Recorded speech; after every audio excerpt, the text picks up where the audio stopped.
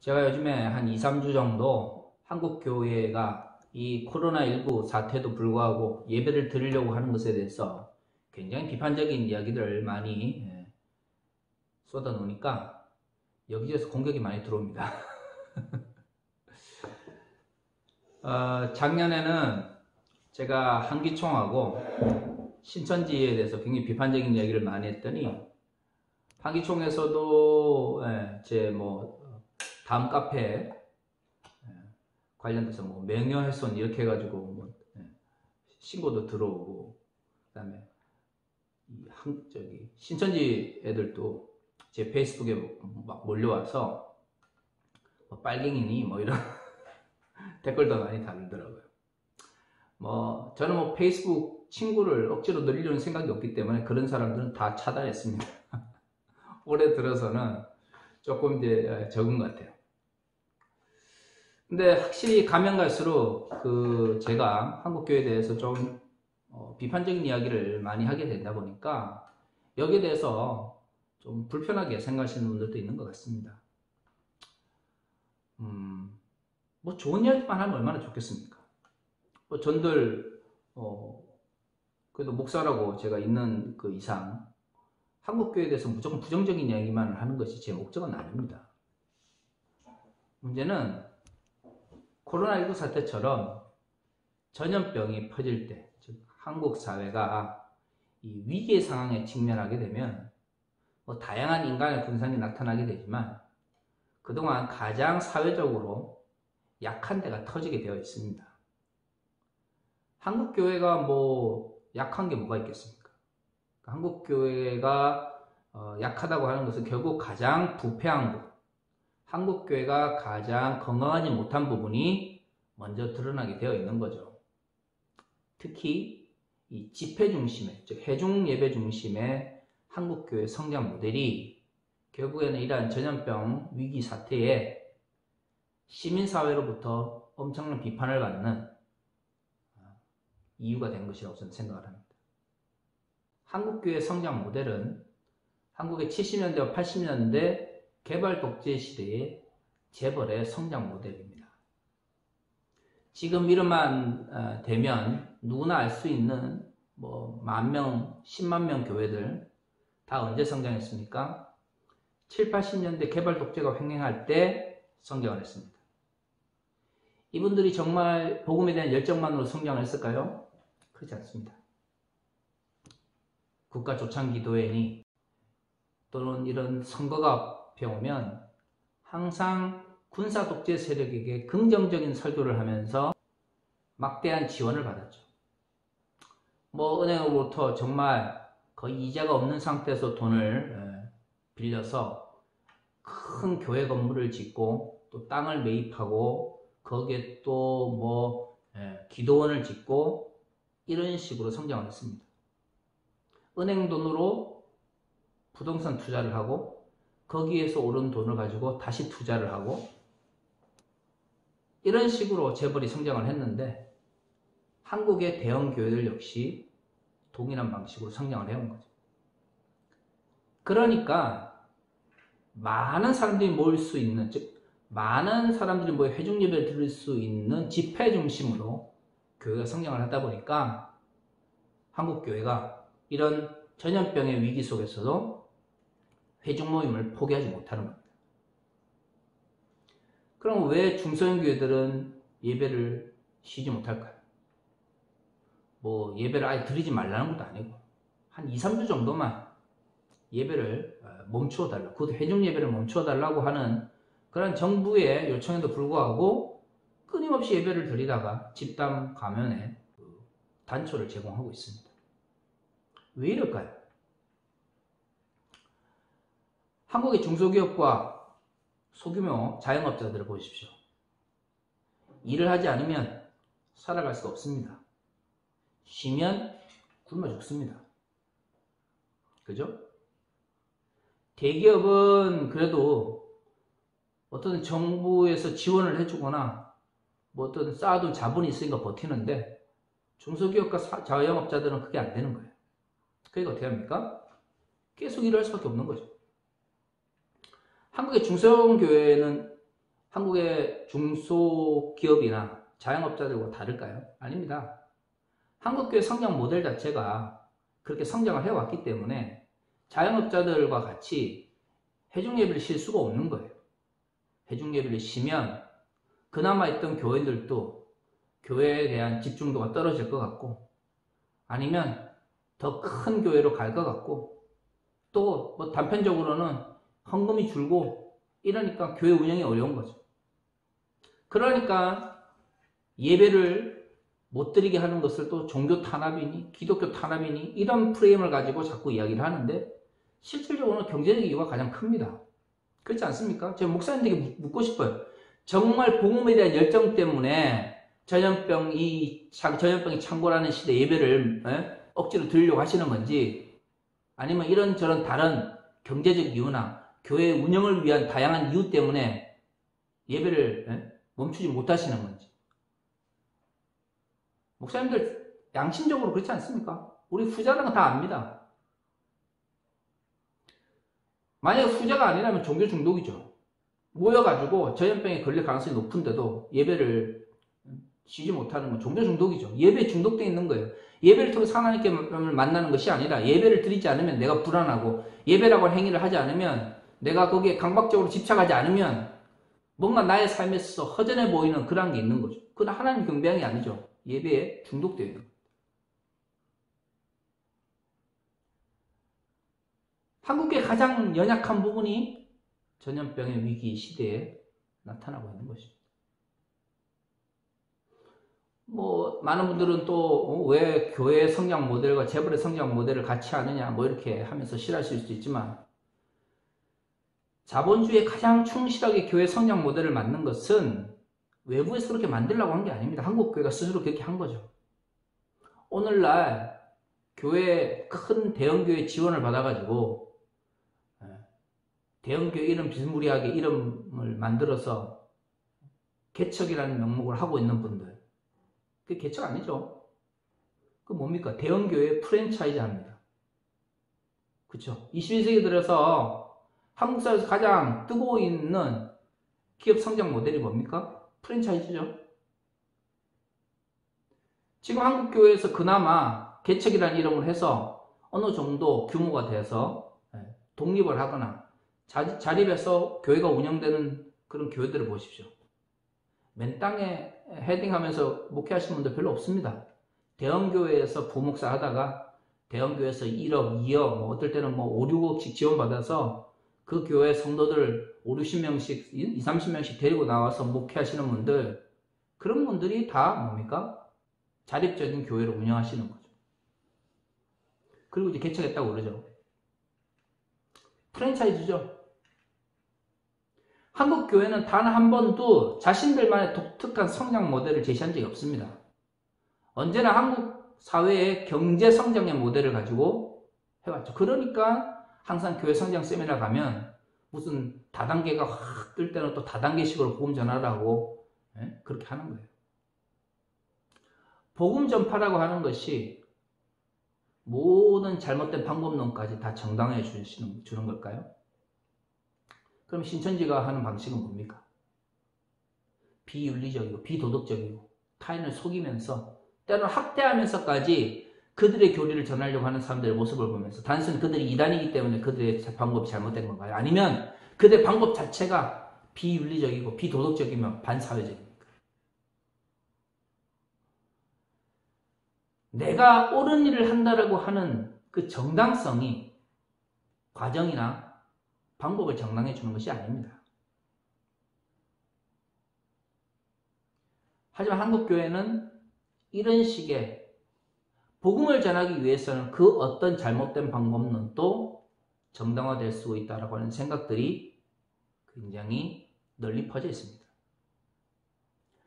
과연 초대교회 공동체에서도 그랬을까요?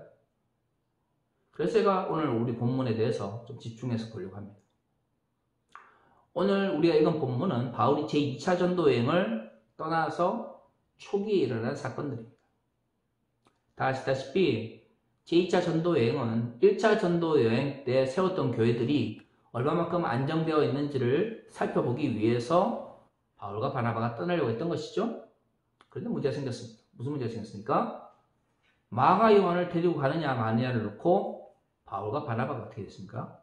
싸움을 일으키게 된 거예요.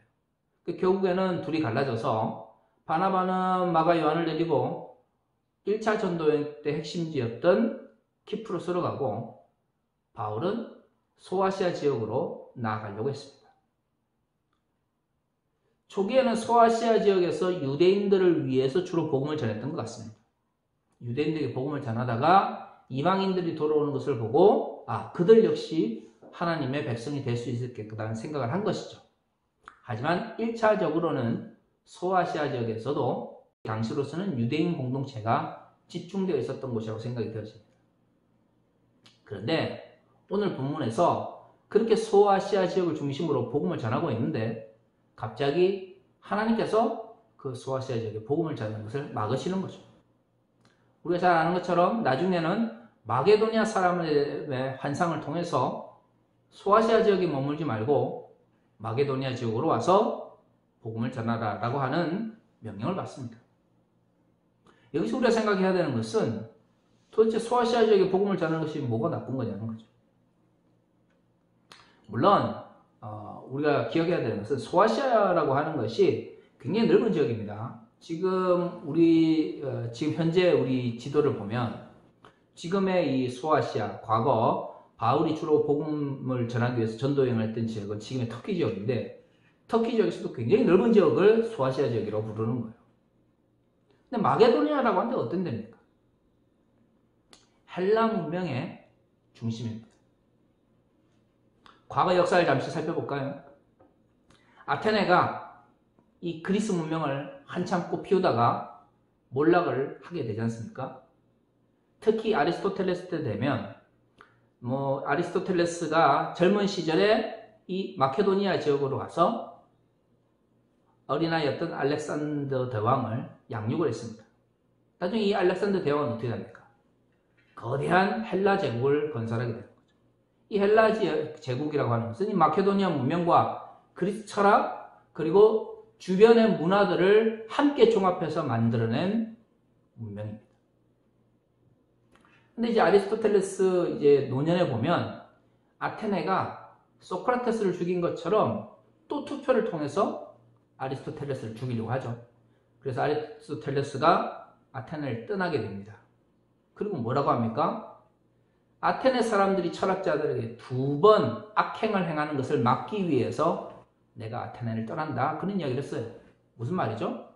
첫 번째는 투표를 통해서 소크라테스를 독살했어요. 그죠? 동일한 방법으로 아리스토텔레스도 죽이려고 했어요. 한때는 고대 민주주의가 꽃피었던 지역입니다. 한때는 자연 철학과 그 다음에 플라톤과 아리스토텔레스, 소크라테스로 상징되어지는 형이사학의 집합지였습니다. 그런 아테네가 정서적으로 몰락의 길을 겪게 되었을 때 헬라 문명은 당시 소아시아 지역과 마케도니아 그리고 그 주변 지역에 맹위를 떨치고 있었습니다. 바울이 길리기아 다소에서 성장을 해서 태어나서 거기서 헬라 교육을 받고 로마 시민권을 가지고 있었지만 결국 예루살렘에 가서 고등교육을 받았던 것은 바울이 여러모로 유대적 문화에 익숙했기 때문일 것입니다. 그러니까 헬라 문화를 전혀 몰랐던 것은 아니지만 어떻든 헬라 문화권에서 자랐음에도 불구하고 히브리 문화가 더 익숙했던 사람이었다는 걸 알 수가 있는 것이죠. 아니면 동경을 했거나요. 어떠든 바울은 1차 전도여행과 2차 전도여행을 주로 유대인을 중심으로 복음을 전했습니다. 유대인들에게 복음을 전하는 것이 뭐가 나쁩니까? 문제는 그들에게만 복음을 전하는 것이 하나님의 뜻이 아니었다는 거죠. 복음을 전하는데 그 복음을 전한다고 하는 그 개념이 당시 복음을 전하는 사람, 그 바울의 세계관, 즉 인식적 관계 속에 갇혀 있었던 것입니다. 그때 하나님께서 마케도니아로 가서 비유대인들에게도 복음을 전할 것을 이야기하시는 겁니다. 물론 바울은 완전히 유대인들을 떠나지는 않습니다. 2차 전도여행이든 3차 전도여행이든. 하지만 자신에게 익숙한 문화가 아닌 낯선 문화로 가서 복음을 전하는 것이 하나님의 뜻이었지만 바울은 비유대인도 하나님의 말씀을 들을 수 있다는 생각을 가지고 있었지만 여전히 자신이 가지고 있던 세계관 속에 머물고 있었던 것이죠. 우리는 이때 생각해 볼 수 있습니다. 바울이 소아시아 지역에서 복음을 전하는 것이 그러면 하나님의 뜻에 반하는 것이었을까요? 아니 그것이 나쁜 것입니까? 우리는 이러한 문제에 대해서 명확하게 선, 악, 이분법으로 구분하기가 쉽지 않습니다. 한 가지 확실한 것은 그 기준을 좀 다르게 생각해 봅시다. 즉 복음을 전파한다는 것이 결국 예수 그리스도의 가르침을 전파하는 것이고 예수 그리스도의 가르침을 전파하는 것이 결국 하나님께서 원하시는 방식 속에서 이루어져야 된다는 것이 우리가 복음 전파라고 정의를 한다면 내가 원하는 방식대로 복음을 전하는 것이 아니라 하나님의 방식을 찾아 그 방법대로 복음을 전하는 것이 성경에서 말하는 진정한 복음 전파의 의미가 되겠죠. 한국 교회가 왜 복음을 많이 전하는데 시민사회 영역으로 더 올까요? 이유는 간단합니다.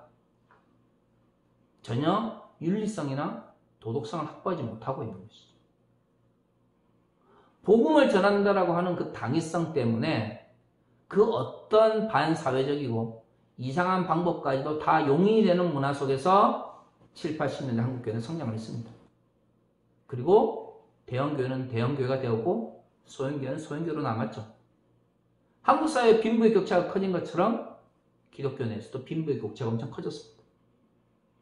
희년을 이야기하지만 한국 사회의 불평등에 대해서 사람들은 많이 집중하지만 한국 교회 내에 소위 말하는 빈부의 격차에 대해서는 많이 이야기를 하지 않죠. 하지만 한국 교회의 빈부의 격차는 더 심합니다. 과연 무엇이 잘못된 것일까요? 왜 교회가 세상보다 더 자본주의적으로 변하고 왜 교회가 세상보다 더 빈부의 격차가 일어나고 또 그것을 하나님 뜻이라는 힘으로 정당화할까요? 하나님 뜻이 무엇인지를 끊임없이 사람들이 물어보지만 결국에는 자신의 세계관 속에서 하나님을 제한하기 때문입니다. 바울이 자신의 세계관을 벗어나지 못해서 마게도냐로 내려가는 걸 생각하지 못한 것처럼 복음을 열심히 전하고 좋은 일을 하는 것 같은데 결국엔 그게 하나님의 뜻과는 관계가 없는 일이 되어버리는 것이죠. 한국교회가 그렇습니다. 많이 복음 전하고 성장했는데 그래서 대형교회가 되고 10,000명, 20,000명, 100,000명 교회가 됐고 힘을 가지고 권력을 가졌는데 하나님의 나라와는 관계가 없어져 버려요. 하지만 끊임없이 믿음을 이야기하고 예수 그리스도를 이야기합니다. 예수를 팔아먹고 사는 종교인과 다를 바가 뭐가 있습니까? 사실 저는 한국교회 목사님들 중에서 저도 마찬가지지만 정말 믿음이 좋다라고 말하는 사람들과 비교해 봤을 때 얼마만큼 믿음이 좋은지 모르겠어요. 이번 코로나 사태를 맞이하니까 많은 중성교회 목사님들이 헌금 줄고 성도들 이탈하는 것 때문에 예배를 끊임없이 자꾸 고집하시잖아요. 결국 그게 하나님께 예배를 드리고 경배하기 위한 것이 아니고 불안한 거예요. 지금 예배를 드리지 않으면 지금 회중 예배를 포기하면 성도들이 안 올 것 같거든요. 가뜩이나 어려운 교회 재정이 더 힘들 것 같거든요. 이러다가 정말 이 사태가 길어져 가지고 성도들이 교회에 대한 집중도가 떨어지면 나중에 코로나19 사태 끝나고 나서 교회가 운영이 될 자신이 없거든요. 그런데 설교는 어떻게 합니까? 하나님 믿으라고 그러죠. 하나님 뜻대로 살라고 그러죠. 제가 볼 때는 목사님들이 더 믿음이 없으신 것 같아요. 한 달 예배를 안 드리고 하나님께서 교회를 지켜주실 거라는 생각이 없다면 도대체 무슨 마음으로 목회를 할 수 있습니까?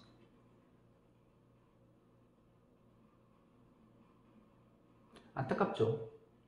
안타까워요. 그게 지금 한국교회가 가지고 있는 문제입니다. 복음 열심히 전하고 하나님의 나라를 위해서 달려간다고 이야기를 하는데 정작 자신이 만들어낸 세계 속에서 자신이 만들어낸 왕국 속에서 거하면서 거기서 왕이 되려고 하고 스스로 하나님이 되려고 하는 거죠. 차이가 있다 그러면 대형교회는 그 왕국에 거하는 사람들이 많고 소형교회는 그 목사가 만들어낸 왕국에 거하는 사람이 적은 숫자의 차이일 뿐입니다. 뭐 혹자는 그럴 수 있습니다. 어떤 60% 이상의 교회가 예배를 온라인 예배로 드리거나 회중 예배를 쉬고 있지 않습니까? 맞습니다. 그러면 과연 교회라고 하는 공동체가 60%만 건강하고 40%는 썩어도 되는 걸까요? 중세에 종교개혁이 터지기 전에 모든 교회가 다 부패했을까요? 모든 종교인이 다 부패했기 때문에 종교개혁이 일어났을까요? 아닙니다. 그때도 존경받는 종교인들이 있었고 존경받는 사제들이 있었습니다. 하지만 한국교회 주를 이루는 사람들이 부패를 촉진하는 것처럼 중세에도 힘을 가진 사람들이 부패를 촉진했죠. 그래서 종교개혁이 일어났던 것입니다. 지금 개신교, 그 종교개혁 후예들이 하고 있는 모습들이 중세 가톨릭 교회가 했던 모습과 뭐가 다를 바가 있습니까? 복음을 전한다고 하는 것이 무조건 모든 것을 정당해 주는 것이 아닙니다. 복음을 전파한다는 것이 예수 그리스도의 가르침을 하나님의 뜻대로 전하는 것이라면 복음 전파는 그 정당성뿐만 아니라 그 과정과 방법에 있어서도 하나님의 뜻을 강구해야 됩니다. 성경에서 말하는 모든 것이 협력해서 선을 이룬다고 하는 것은 내가 비도덕적으로 비윤리적인 방식으로 복음을 전하고 살아가도 결국 하나님께서 모든 것을 아름답게 해주신다는 말이 아니죠. 전후 문맥을 읽어보시면 그리스도인들이 이 세상을 살아가면서 고난 가운데서 선악의 문제로 고민을 많이 하지만 그럼에도 불구하고 하나님의 백성으로 살아가려고 노력할 때에 하나님께서 그 모든 고난 가운데서 지켜주시고 아름다운 결론, 아름다운 길로 인도해 주실 거라는 의미입니다. 내가 나의 욕망을 이루기 위해서 잘못된 방법을 선택했다는 것이 성경이 그것을 정당해 주는 것은 아니라는 것이죠. 사랑하는 성도 여러분, 우리는 복음을 전하는 자들입니다. 하지만 때로는 그리스도인들이 자신의 욕망과 자신의 욕심을 위해서 복음을 이용할 수도 있습니다. 그건 목사들도 마찬가지입니다. 이번 코로나19 사태를 통해서 나타난 한국교회의 병든 모습들을 이제 좀 진지하게 받아들였으면 좋겠습니다. 주변에서 일어나고 있는 문제들이 어떻게 한두 교회의 문제입니까? 한두 교회의 문제라고 하더라도 대형교회 목사님들이 더 난리지 않습니까? 그럼 도대체 주류가 이렇게 썩어가고 있는데 그러면 그 모든 것을 그냥 지켜보면서 아름다운 이야기만 하는 것이 진정 복음 전파를 위해서 옳은 것일까요? 교회가 하나님의 나라를 만드는 것이 아니라 스스로 이익 집단으로 변하고 있는데 이기적인 교회, 자신의 이익을 위해서 종교인을 키우는 교회, 그 교회 사람들이 전하는 복음을 세상에 누가 귀를 기울이겠습니까? 그러니까 신천지와 같은 이상한 애들만 성장하는 것입니다. 저는 하나님의 나라가 확장되기를 원합니다. 예수 그리스도의 복음이 온 땅에 선포되기를 원합니다. 하지만 우리의 잘못된 방법과 우리의 잘못된 삶의 양식이 복음 전파를 통해서 정당화되어서는 안 된다고 생각을 합니다. 왜냐하면 진정한 복음의 전파는 예수 그리스도의 복음을 하나님의 뜻과 하나님의 방식과 하나님의 때에 그리스도인이 쫓아서 가는 것이지 우리의 의지와 우리의 욕심을 가지고 하나님의 뜻을, 하나님의 때를, 하나님의 방식을 강요하는 것이 아니기 때문입니다. 코로나19 사태가 끝나고 나면 한국교회가 굉장히 어려움을 겪을 겁니다. 이번 한국교회가 보여줬던 이러한 몰상식하고 정말 무지하며 속된 말로 무식한 그러한 모습들이 결국엔 탈종교와 급속한 세속화를 촉진할 것입니다. 지금 한국교회가 살아날 수 있는 유일한 방법은 우리의 욕심을 내려놓고 이익 집단화되어 있는 교회가 자신의 이익을 겸손히 내려놓는 모습을 시민사회 영역에 보여줘야 합니다. 윤리적 삶의 문제와 그리스도인의 삶의 문제를 진지하게 고민하고 지금부터라도 양적 성장이 아닌 내적 성찰을 더욱더 중요하게 생각하는 공동체가 되어진다면 단기적으로는 한국교회가 몰락의 길을 걷겠지만 그 몰락의 끝에서 다시금 하나님의 나라를 위해서 달려갈 수 있는 그리스도인들이 나타날 거라고 저는 확신합니다. 다 같이 기도하겠습니다.